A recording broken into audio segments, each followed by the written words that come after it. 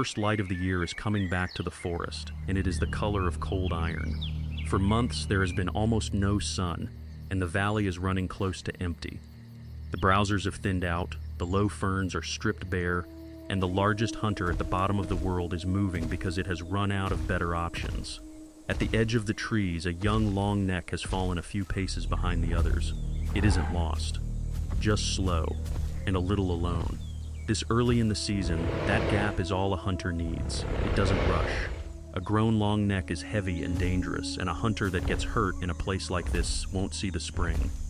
But this one is young and a little apart, and in the long polar dark, the predator holds one quiet advantage.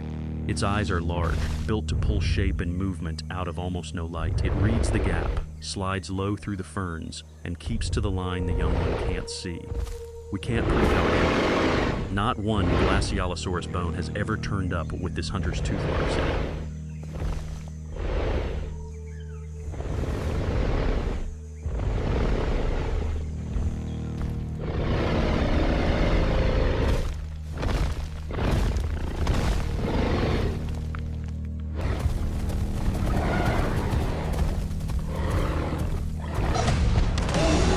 All the rock keeps is the shape of what happened. Flattened ferns, a herd scattered into the trees, a single deep print in volcanic ash. But run the hunter back in your mind and something stands out. Through the whole thing, the stalk, the rush, the kill, it never once used the most extraordinary part of its body. The tall, fragile crest, standing up across its skull, did nothing at all. It hunted with legs, jaws, and patience. This is Cryolophosaurus, the cold crested lizard, and that thin, swept blade of bone would shatter the first time it tried to fight with it. So why does the top predator of a whole continent carry a weapon it can never use? And there's a second mystery in the same clearing, the forest itself. Everything about the name says ice. So why is a frozen dinosaur hunting in a green, living, volcano-dusted wood? Answer those two questions and you don't just meet an animal. You meet a world nobody expected to find. This is its story.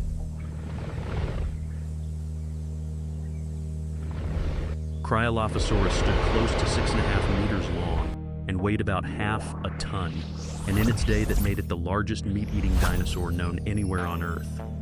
We tend to think that giant predators came later. This one was already here at the very start of the Jurassic, already huge, and already living in the last place anyone would look, because the skull that started all of this came out of a frozen mountainside. In the southern summer of 1990 and 91, a team led by the paleontologist William Hammer was cutting rock 4,000 meters up Mount Kirkpatrick, deep in the Transantarctic Mountains. Brutal cold, thin air, no reason to expect a top predator. And out of that stone came a skull with a crest no one had ever seen. The first meat eater ever found in Antarctica, and the first dinosaur from the whole continent to be given a name. For decades, nearly all of it came from that one skull, about 65 centimeters long and crushed almost flat by 90 million years of rock. Paleontologists had to unsquash it in their minds, bone by bone, and the head they rebuilt was unlike any other predators.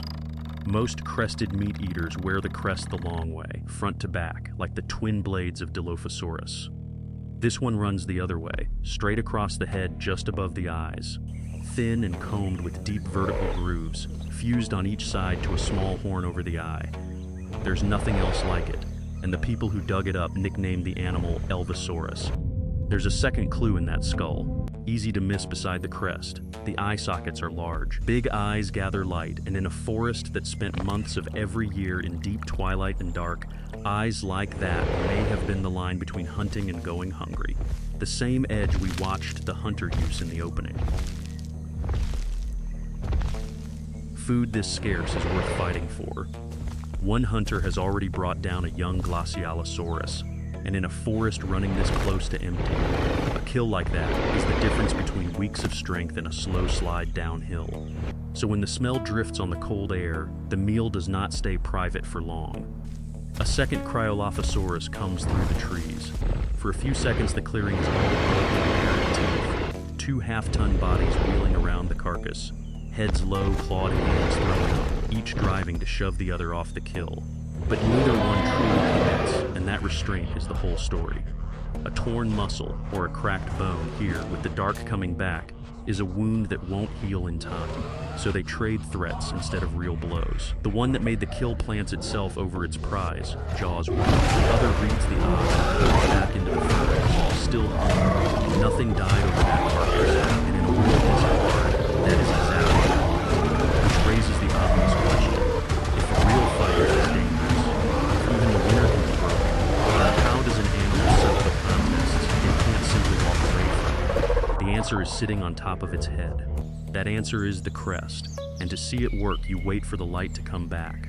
When the long dark finally lifts, a sheltered pocket of forest like this, low, warm, still holding green, becomes the most valuable ground for miles, and it can only belong to one of them. Two adults reach the same edge at the same time. They both know what we just saw in the carcass, that a real fight here can finish the winner as surely as the loser. So they don't fight with their bodies, they fight with their heads. They turn side on and lift, and the low sun comes in almost flat across the valley and lights the crests from the edge. Two tall furrowed fans burning like struck flags. And the crest may do more than catch the sun. Many researchers think it could flush with blood and glow with color on demand, brightest in the breeding season. Each reads the other, how big, how bright, how healthy. The crest can't lie. It's over quickly. The smaller adult drops its head, turns, and walks back into the trees. It leaves the best ground in the valley behind it. Out in the thinner forest, in worse light, it will have to start over. The other holds the clearing, and that is the whole point of the crest, not to wound. To win the fight that never gets fought, in a world where the wrong fight could finish you. In a forest of long shadows and long darkness, being instantly, unmistakably real isn't vanity, it's how you stay alive. Today, the rock that held this animal lies under a mile of Antarctic ice, but that ice only arrived in the last few tens of millions of years. Cryolophosaurus never saw any of it, and the rocks prove it three ways. First, there are trees in the same beds as the bones, fossil trunks lying where they fell. You don't get fallen forests on bare ice. Second, much of the rock is volcanic ash, from a land alive with eruptions as Gondwana tore apart, and the zircon crystals in that ash act like clocks, pinning the age to roughly 194 million years. Third, set those rocks back on the early Jurassic map, and this valley sits between 60 and 70 degrees south. Polar latitude, but in a far warmer world. Run the climate, and what comes back isn't tundra. It's a cool, wet, temperate forest, something close to the rain-soaked coasts of southern Chile today. Warm, green, restless with volcanoes. The frozen crested lizard lived nowhere near the cold we named it for. If the enemy here wasn't the cold, then what was it? Two things. The first was the dark. Sit a forest this close to the pole and the light swings to extremes. A summer where the sun barely sets, then a winter of months of deep twilight and black. For weeks the world ran on almost no light. The plants stopped growing, the prey went quiet, and a 6-meter predator still had to eat. That's the real reason the valley was running empty in our opening hunt, and the browsers weren't just walking meals. Glacialisaurus, up to 6 meters of long-necked plant eater, worked the high conifer and ginkgo leaves, most likely raking them off with peg-like teeth and swallowing them whole, then grinding them with a gut full of swallowed stones, the way its later sauropod cousins did. And when the winter dark shut the surface plants down, the smart move was probably to dig, hauling roots and fern spores out of the cold ground to outlast the night. Hunter and hunted were running the same equation. Find enough energy to survive the dark. On top of the dark came the ground itself.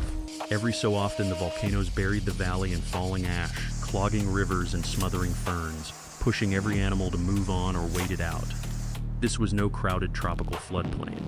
It was a lean, dim, restless place, and the animal at the top had no room for a wasted hunt or a fight that didn't need to happen. Which is exactly why the crest, the big eyes and the patience were all worth having. There's one more thing about Cryolophosaurus that won't sit still. Its place in the family tree.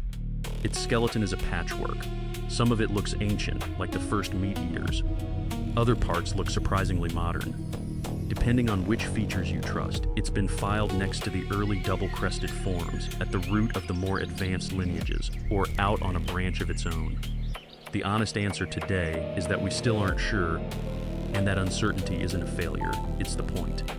This animal is a snapshot of a moment when the rules for being a big predator were still being written. And the world it ruled didn't end in a single disaster. Below the forest, Gondwana kept pulling apart.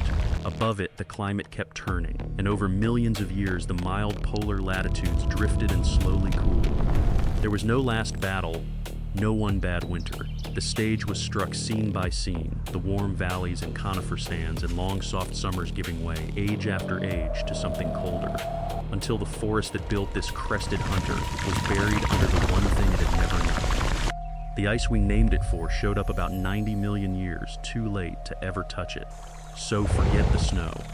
Cryolophosaurus was the largest hunter of its age, and it lived in a green, restless forest at the bottom of a breaking world, where the smartest thing a predator could do wasn't to bite harder or run faster, but to catch the light of the scene. A cold, crested lizard, named forever for an ice it never knew.